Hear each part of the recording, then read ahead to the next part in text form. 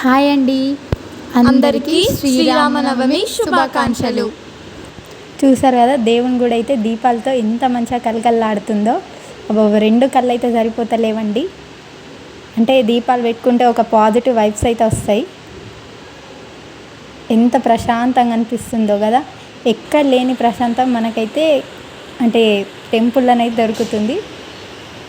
చూసారా, తలుపు తీయంగానే తులసమ్మ. అబ్బాబ్బాబ్బా, మార్నింగ్ అంటే లేవంగానే తులసిని చూస్తే ఎంత ప్రశాంతంగా అనిపిస్తుందో. చూసారా, దీపం ఇంకా వెలుగుతుందండి.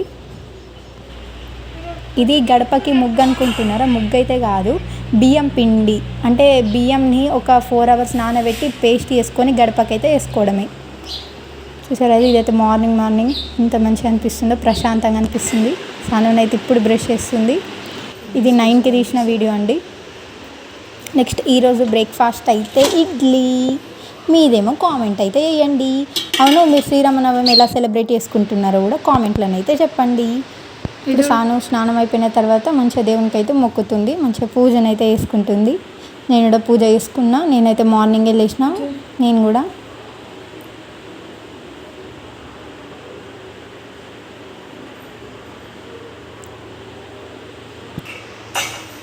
నెక్స్ట్ ఇటైతే ఇడ్లీలు అయిపోయినాయి కదా, దానికి చట్నీ ప్రిపరేషన్ కూడా అయిపోయింది. పేస్ట్ పట్టేయడమే ఉంది.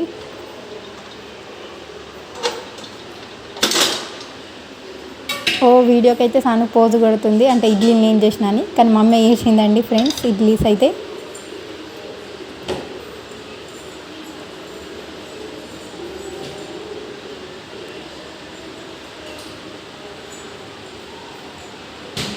ఇది మా సెకండ్ లాంగ్ వీడియో అండి. అందరూ ప్లీజ్ సబ్స్క్రైబ్ అయితే చేసుకోండి.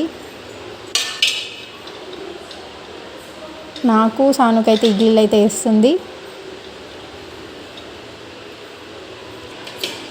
చట్నీ కూడా అయిపోయిందన్నమాట. ఇడ్లీ చట్నీ నాకైతే ఫుల్ ఫేవరెట్. ఇంకా సాంబార్ ఉంటేనే దబ్బాబ్బా, ఇక చెప్పలేము. ఇక